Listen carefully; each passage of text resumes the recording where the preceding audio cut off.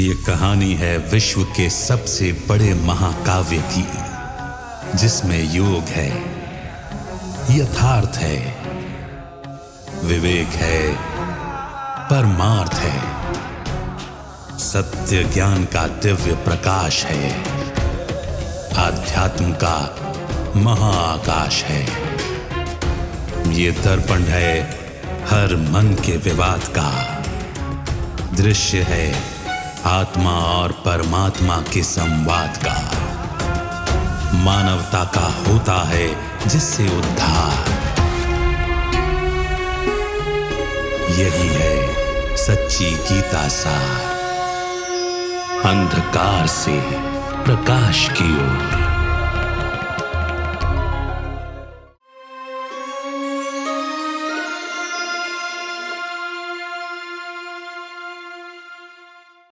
नमस्कार।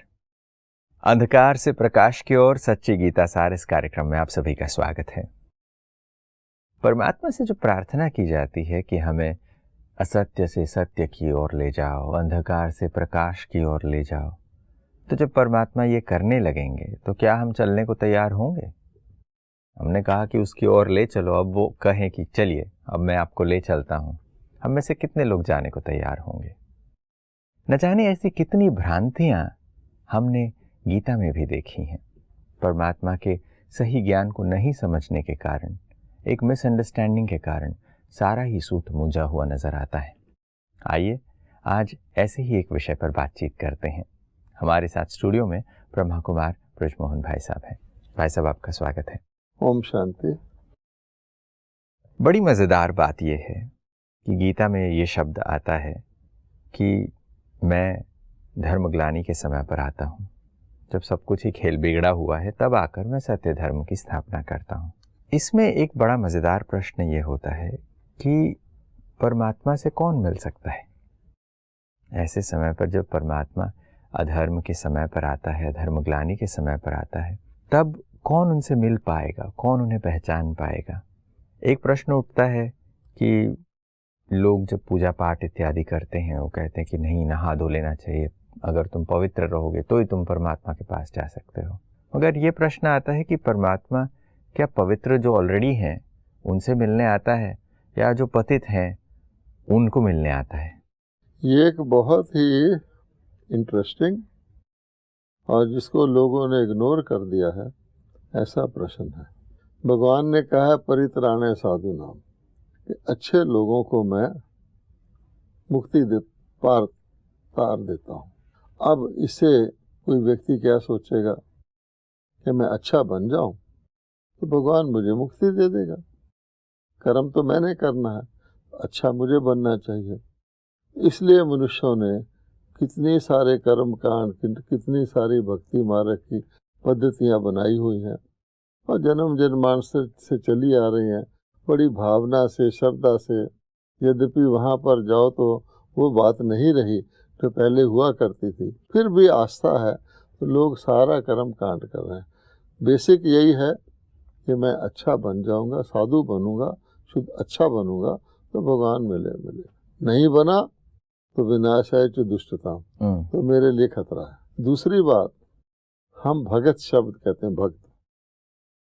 तो क्या भगत कभी ये सोच सकता है कि मैं कभी भगत नहीं रहूं, या वो चाहता है मैं भगत ही रहूं? उसको कह दिया जाए कि देखो तुम खुद देवता बन सकते हो जिसकी भक्ति करते हो।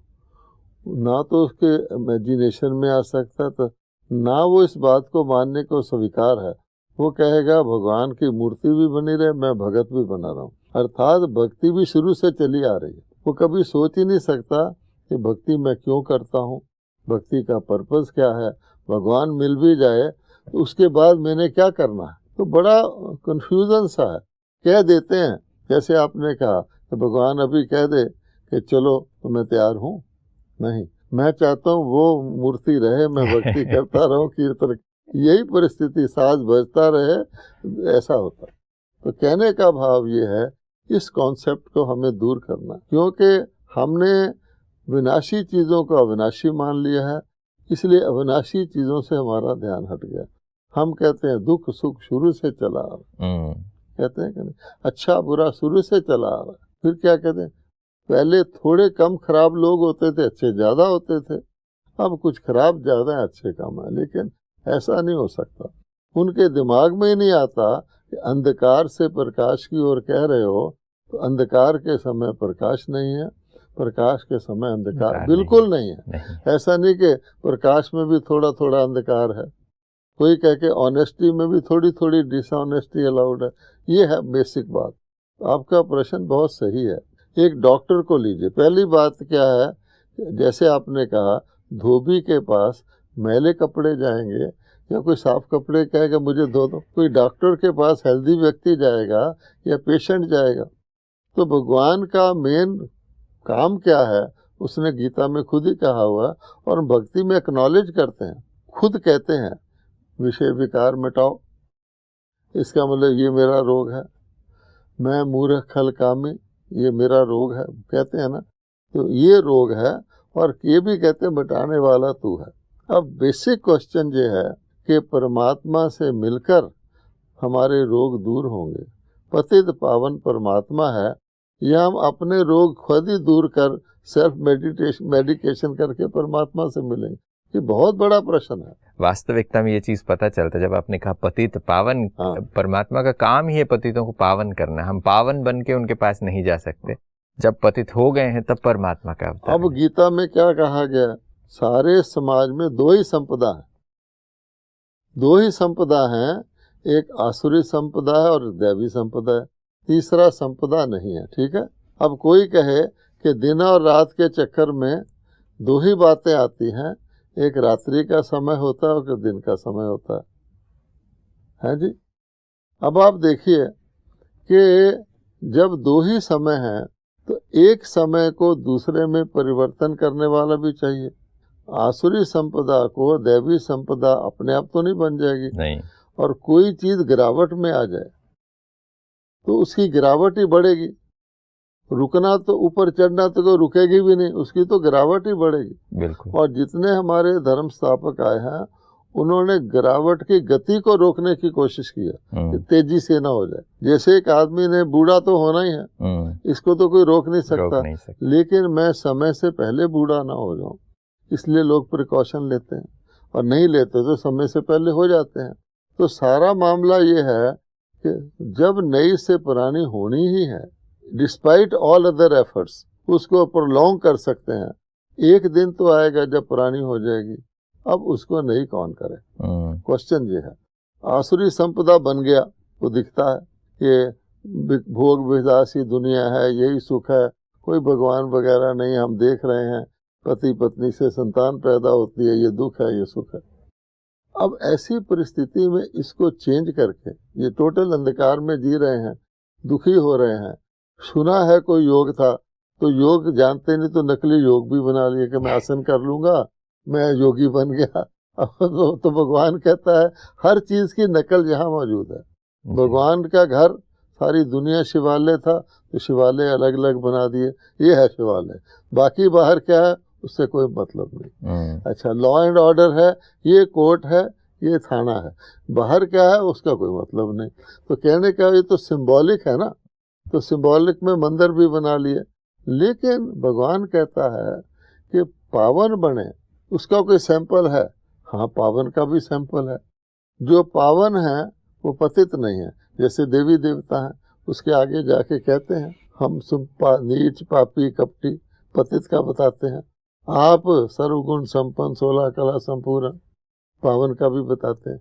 अब कन्फ्यूजन ये है कि वो पावन को पतित पावन गिन लेते हैं कि पावन पतित पावन भी कर सकता है। एक सेब को कहते हैं तो दूसरा सेब पैदा कर सकता है, ये नहीं जानते कि सेब को तो बीज ने पैदा किया था। तो जो पतित पावन है वो एक ही है। परमात्मा ही आसुरी संपदा को दैवी संपदा बदलता है। परमात्मा ही गीता का भगवान है। परमात्मा ही आके ये करता है, और ये कार्य रोज रोज नहीं होता। एक बारी पावन बना दिया, पावन पावन पावन चलते रहे, फिर पतित पतित पतित होना शुरू हुए। जब घोर पतित हो गए तो उसको पावन बनाने का कॉन्फ्लुएंस पॉइंट भी एक है, जिसको संगम कहते हैं कि काला पानी और सफ़ेद पानी मिलता है। सारी बात समझ में आती। दुनिया में ले लो तो सूर्य है, सूर्य निकलता है तो दिन चढ़ जाता है, लेकिन सूर्य एक ही वक्त निकलता ना, दोपहर को शाम को, युगे युगे तो नहीं निकलता।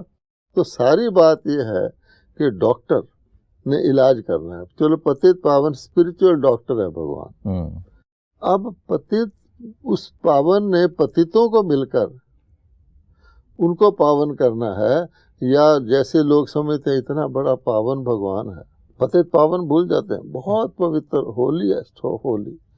तो मैं उनके पास मैले कपड़े पहन के चला जाऊं, अच्छा नहीं लगेगा। मैं भी कम से कम वैसा ही बन के जाऊं। भगवान ने कहा मेरे समान बनो, तो फिर मैं मिलूंगा। इस वजह से मनुष्यों ने अपने ही तरीके निकाल लिए हैं पावन बनने के, और ना 9 मन तेल होगा, ना राधा नाचेगी, ना उनको वो तरीके ठीक हैं, और ना वो पावन। ये है मामला जी। तो ये बात बहुत स्पष्ट हो जाता है कि जब हम परमात्मा को कहते हैं पतित पावन, कि वो आएगा तब पावन बनेंगे। आपके तकनीकों से, आपके इजाद किए हुए तरीकों से परमात्मा तक पावन बनकर पहुंचा नहीं जा सकता, क्योंकि परमात्मा स्वयं कहते हैं कि मेरा काम है कि मैं बिगड़ी को बनाता हूँ, पतितों को पावन बनाता हूँ। अब इसमें एक प्रश्न होता है कि ये जो आपने बताया कि इतने सारे तरीके हम लोगों ने खोज लिए, इतने शास्त्र हैं, इतने कर्मकांड हैं, यज्ञ है, जप है, तप है, विधियां, बहुत सारी चीजें मनुष्य कर रहे कि परमात्मा के पास हम जा सकें, तो फिर इनका मतलब क्या रहा? इससे क्या प्राप्ति होती? ये इससे कुछ फायदे हैं? बस यही है कि वो समझते हैं, जैसे किसी व्यक्ति को कोई भावना हो जाती है, जिसको आपकी मेडिकल साइंस में भी कहते हैं, कोई ऐसी दवाई दे देते हैं जिसका कोई असर नहीं होता, लेकिन व्यक्ति समझता है मुझे दवाई मिल गई। वो प्रकार का एक तसल्ली है। ना तो आप देखेंगे, वैसे भी कोई व्यक्ति किसी डिसिप्लिन को ऑब्जर्व कर ले तो उसको शक्ति प्राप्त होती है। मान लो एक व्यक्ति कहता है मैंने बोलना नहीं सारा दिन, मौन रखना है, तो क्या होता है, शाम को वो सोचता है मेरे अंदर कोई शक्ति आ गई। तीर्थों पे जाते हैं, मैंने विषय भोगी नहीं बनना, थोड़ी शक्ति आ जाती है, लेकिन वो तो पीसमील चीज है ना। तो भगवान कहता है कि जो पावन बना है वो पतित जरूर बनेगा, और जो पतित बना उसको मैं पावन बनाऊंगा। इससे उन्होंने थ्योरी क्या निकाल ली कि पावन बनने का क्या फायदा अगर पतित ही बनना है, सुख भोगने का क्या फायदा जब दुखी हो। तो भगवान की तरह बन जाओ, मोक्ष चाहिए। यानी मैं ना जन्म मरण में आऊं, ना मैं पावन बनूं, ना अब मोक्ष तो एक भगवान को ही है, वो पतित पावन है। तो जो एक बार पावन बन गया, उसको ये नहीं देखता कि मुझे पावन बनना चाहिए, इस दुख से जितना टाइम निकल सकता हूँ निकलना चाहिए। या तो भगवान का रोल लेना चाहते हैं, या फिर कहते हैं कि हमें भगवान भी नहीं चाहिए, हम अपने आप ही अपना गुजारा चलाते रहेंगे। ये है जी। इसमें एक और बात गीता में बड़ी रोचक बात कही जाती है कि मैं कर्म कांड से, यज्ञ तप से, जप से, तीर्थ से, शास्त्रों को पढ़ने से मैं नहीं मिलता, और फिर हमने इतने अनेक शास्त्र क्यों बना लिए? देखिए, इसका वजह क्या है कि भगवान जब आते हैं तो देखते हैं, डॉक्टर के पास कोई पेशेंट जाता तो पूछता है तूने क्या किया अब तक, है ना, रहना सहना खाना, कोई दवाई खाई, पूछता है ना, ताकि उसका हिस्ट्री लेता है। तो भगवान को हिस्ट्री लेने की जरूरत नहीं, आके देखते हैं, अरे मुझे पाने के लिए मेरे बच्चे गंगा में डुबकी लगा रहे हैं, मेरे बच्चे माला फेर रहे हैं, मंदिर में जा रहे हैं, दान कर रहे हैं, जो भी कर रहे हैं, तो भगवान कह, फिर उसको हंसी आती है, ये तरीके से तो मैं मिलने वाला नहीं हूँ। इसलिए फिर वो कहता है कि मेरी प्राप्ति वेद से, अध्ययन से, क्रियाओं से, दान पुण्य से नहीं होती। इसका मतलब जब भगवान खुद कह रहा है नहीं होती, फिर भी लोग वही कर रहे हैं, इसका मतलब क्या हुआ, उन्होंने वो पहचाना नहीं। और ये सारी बात का आधार है, परमात्मा आके आध्यात्मिक ज्ञान देते हैं, आत्मा और परमात्मा का, वो देह भान वाले हैं, तो उनको हर चीज को शारीरिक रूप से ही करना। इसमें खास बात यह है कि हम भक्ति किसको कहते हैं, तो कई लोग ये समझते हैं कि भक्ति तो भाई जैसे आर्य समाजी हैं कि रैशनल लोग हैं, ब्रह्म समाजी हैं, बहुत सारे हैं, वो समझते हैं कि इससे क्या कुछ मिलने वाला नहीं, ये तो ऐसे भावना में फंसे हुए। लेकिन ज्ञान से मिलेगा। तो ज्ञान कहाँ मिलेगा? तो ज्ञान को वो प्रकाश तो मानते हैं, कहीं होना चाहिए, तो उन्होंने ये मान लिया है कि जो शास्त्र हैं, बुक्स हैं, ये तो ज्ञान है ना। अब आम आदमी जो है वो कहाँ जाता है? उसको गीता संस्कृत में होगी, फिर उसकी ट्रांसलेशन करके सुनाएंगे, फिर कहेंगे ये ज्ञान तेरे पल्ले पड़ने वाला नहीं है। वेद सुनाएंगे तो और भी कहेंगे जिसने वेद नहीं पढ़े उसने तो दुनिया की गाइड बुक ही नहीं देखी। अनेक पुस्तकें, फिलोसफीज हैं, अनेक हैं, क्या इनमें ज्ञान है? अच्छा, ये एक प्रश्न है कि कई लोग कहते हैं भक्ति नहीं चाहिए, पर मैं तो रोज दो चैप्टर गीता के पढ़ता हूँ, तब मैं दिन शुरू करता हूँ, क्या इनमें ज्ञान है? अब आप देखिए कि ज्ञान का मतलब है आपने किसी चीज़ को जाना और उसके बाद जान लिया। आप किसी पुस्तक को दोबारा नहीं पढ़ते। आप 8th स्टैंडर्ड में पढ़ रहे हैं तो ठीक है, 7th में 8 का ज्ञान नहीं था, 8th में पढ़ा तो 8th तक आपका ज्ञान हो गया। उसके बाद अब 8th की किताब कभी नहीं पढ़ेंगे चाहे आप 3rd डिवीजन में पास हो गए।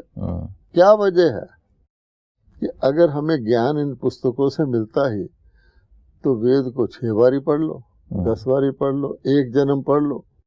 किसी भी शास्त्र को, गीता को ही आप 20 बारी पढ़ लो, सुन लो, किसी से समझ लो, तो क्या हमें जन्म जन्मांतर वही पुस्तकें, उसमें थोड़ी बहुत मिलावट भी कर देते हैं समय के अनुसार, लेकिन क्या उनसे जो मिलना था हमें मिल गया? फिर उस पुस्तक को हम दोबारा क्यों टच कर रहे हैं? यहाँ तो आरती को भी बार बार रिपीट करते हैं, अगले दिन आके फिर कहेंगे मैं मूर्ख, फिर कहेंगे कोई फादर कहे कि बेटा तू रोज ही आके कह देता है आप मैं खराब हूँ आप अच्छे हो, मतलब क्या हुआ? तो अच्छा तो बन। इसलिए एनीथिंग दैट इज रिपीटेड वो बिकम्स भक्ति। माला भी भक्ति है, जो भी है, आरती भी भक्ति है। तो शास्त्र को रिपीट करना इज ऑल्सो भक्ति। इसका मतलब उस शास्त्र में कोई व्यक्ति कहे अगले साल भी मेरी किताबें नहीं बदली, अगले साल भी नहीं बदली, जन्म जन्मांतर में वही पुस्तक पढ़ता रहा हूँ, तो फेल ही हुआ ना। वो पुस्तक उसके काम की नहीं है। इस हिसाब से भी अगर आप देखेंगे तो भगवान ने सिंपल कहा है कि मैं पतितों को मिलकर पावन बनाता हूँ। तो किसी को ये नहीं सोचना चाहिए या शर्म आनी चाहिए या घबराना चाहिए कि मैं पतित भगवान के पास कैसे जाऊँ। वो कहता है मैं अजामिल का उद्धार करता हूँ, अहल्या का, कुब्जा का, गणिका का, तो मेरा काम ही ये है। बिल्कुल, बहुत ही स्पष्टता से ये चीज़ समझ में आती है। जब मनुष्य ने इतने सारे ग्रंथ, जैसे आप कह रहे थे, लोग ग्रंथों के पाठ कर लेते हैं, कुछ लोग तो कंठस्थ कर लेते हैं, लोग हाफिज बन जाते हैं, लोग वेद पाठी बन जाते हैं, गीता की कितने लोगों को कंठस्थ हो जाती है। इतने सम्मान से ग्रंथ को अच्छी तरह लपेट कर ऊंची जगह रख के उसको परिक्रमा करवाते हैं ग्रंथ को, और नीचे तो रखते ही नहीं है, इतना सम्मान देते हैं उस ग्रंथ को। तो बताइए। बिल्कुल, जब ये सारी चीज़ें देखते हैं तो इन सब चीज़ों के हमने उपाय तो किए, कोशिश किया कि भाई चलो अब परमात्मा का अवतरण का समय के बारे में हमें नहीं पता है, अब परमात्मा पतित पावन है, इस बात की समझ नहीं आई। हम हर दिन परमात्मा के आगे प्रार्थना करते रहे कि हम मूर्ख हैं, बट हमने प्रयास नहीं किए। बट ये जो पढ़ने के प्रयास, ये भक्ति के प्रयास, इनमें क्या गलती की हमने, कि क्या त्रुटि रही इसमें कि हमने इतने सारी चीज़ें लिख ली, इतने सारे ग्रंथ बना लिए? पहले तो हम पावन को पतित पावन मानते रहे क्योंकि बेटर है, फिर धीरे धीरे अपने जैसे पतित को भी पतित पावन मानते रहे, उसको गद्दी दे दी। मान लो एक गद्दी थी, पहले था कि गुरु है वो ब्रह्मचारी रहेगा, गृहस्थी भी गुरु है। अच्छा, वो क्या करते हैं कि और कुछ नहीं, तुम्हें कुछ नहीं करना पड़ेगा, मैं तेरा गुरु बन गया, तेरे सारे पाप मैं ले लूँगा। जैसे एक बिलीफ है कि जीसस ने सबके पाप ले लिए। अब इसका मतलब क्या हुआ है कि तुम पाप करना छोड़ो नहीं, और पाप जो आए उसके कन्फेशन करके भगवान में डाल दो, गंगा नहाए मेरे सारे पाप धुल गए। तो वास्तविकता ये है कि मनुष्यों ने ये नहीं समझा कि मैला कौन होता है, मैली होती है आत्मा। और भगवान कहता है इस मैल को दूर कर, पतित आत्मा बनती है। हम हमेशा कहते हैं महात्मा, देवात्मा, पुण्य आत्मा, पाप आत्मा, दुष्ट आत्मा, श्रेष्ठ आत्मा। तो मैला कौन हुआ? कोई दुष्ट आत्मा सफेद कपड़े पहन ले तो वो दुष्ट तो रहेगा ही ना, आत्मा तो दुष्ट है। तो क्योंकि उन्होंने ये नहीं माना, और इसलिए नहीं माना कि परमात्मा को कह दिया कि परमात्मा सब में है, परमात्मा ही आया हुआ, तो परमात्मा को तो पापी वगैरह कह नहीं सकते, इसलिए उन्होंने कहा आत्मा पावन ही रहती है। तो क्या हुआ कि जो आध्यात्मिक ज्ञान था, यानी आत्माओं को भगवान ने ठीक करना था, जो गीता का भगवान सुनाता है, आज की किताब में भी लिखा यही हुआ है, तुम आत्मा हो, ठीक है। और उसके बाद लिखा हुआ है मैं परमात्मा तुमको योग से ठीक करता हूँ। फिर उसमें सेनाएं आ गई, ये आ गया, वो कहाँ से आ गया। इसलिए भगवान कहता है कि बेसिक त्रुटि ये है कि अपने को शरीर मानते हैं, पाप भी शरीर को लगा हुआ मानते हैं, उसको धोने के तरीके भी शारीरिक हैं, दान कर दो, पुण्य कर दो, गंगा स्नान कर लो, माला फेर लो। इसलिए बेसिकली जितने भी मनुष्य हैं, गुरु भी मनुष्य, चेला भी मनुष्य, है ना। जब वो माता पिता बंधु सखा जो भी कहते हैं फिजिकल देखते हैं, तो भगवान ने क्यों कहा मैं तुम्हारा माता पिता हूँ, कि तुम आत्मिक स्वरूप से देखो, कि अपने आप को बॉडी मान लिया है, और बॉडी में पतित पावन, वो बॉडी को ठीक साफ करके चलो मैं इतने कोस की यात्रा करे आता हूँ, मेरी पुण्य हो जाएगा, अमरनाथ चले जाता हूँ, हज में चले जाता हूँ, ये मामला है। बिल्कुल, इससे पता चलता है कि ये जो त्रुटियां हैं इसके कारण हम परमात्मा से और दूर होते गए। जहां हमें परमात्मा के सही स्वरूप को समझना चाहिए था, पतित पावन के रोल को समझना चाहिए था, कि जब पतित हो जाएंगे, जब पतित बन जाएंगे सभी, तो उस समय पर परमात्मा पावन करने के लिए आते हैं, बिगड़े हुए को सुधारने के लिए आते हैं। और ये बेसिक अंडरस्टैंडिंग परमात्मा देते हैं कि तुम आत्मा हो, शरीर नहीं हो। ये अगर हम समझ लेते तो बहुत सारी चीज़ें बेहतर हो सकती थी। आज वक्त को देखते हुए यहीं पर आपसे इजाज़त लेना पड़ेगा। आज बहुत ही सुंदर चर्चा के लिए आपने समय निकाला, इसके लिए आपका बहुत बहुत धन्यवाद। नमस्कार। ओम शांति। दोस्तों, अंधकार से प्रकाश की ओर सच्ची गीता सार, इस कार्यक्रम को ले आने का जो उद्देश्य है वो शायद आप सभी को समझ में आ रहा होगा। जब गीता में ये चीज़ें स्पष्ट कही गई हैं कि मैं वेद पाठ से, शास्त्रों के अध्ययन से, जप तप से, तीर्थ यात्रा से, इन सब से प्राप्त नहीं होगा, मगर फिर भी हम ये सब कुछ क्यों कर रहे हैं। कितनी रोचक बात है कि अगर हम इन सब चीज़ों से परमात्मा की प्राप्ति कर पाते तो परमात्मा ये क्यों कहते हैं कि मैं पतित पावन हूँ, मैं धर्मग्लानि के समय पर अवतरित होता हूँ। क्या परमात्मा पावन लोगों से मिलने आएंगे, या जो पतित हैं उनका उद्धार कर उन्हें पावन बनाने आएंगे? सोचने वाली बात है। आशा करते हैं आपके लिए भी आज ये विचारणीय बातें मिली होंगी। आज की कड़ी में बस इतना ही। अगली कड़ी में कुछ और रोचक बातों पर चर्चा लेकर वापस हाजिर होंगे। तब तक के लिए नमस्कार।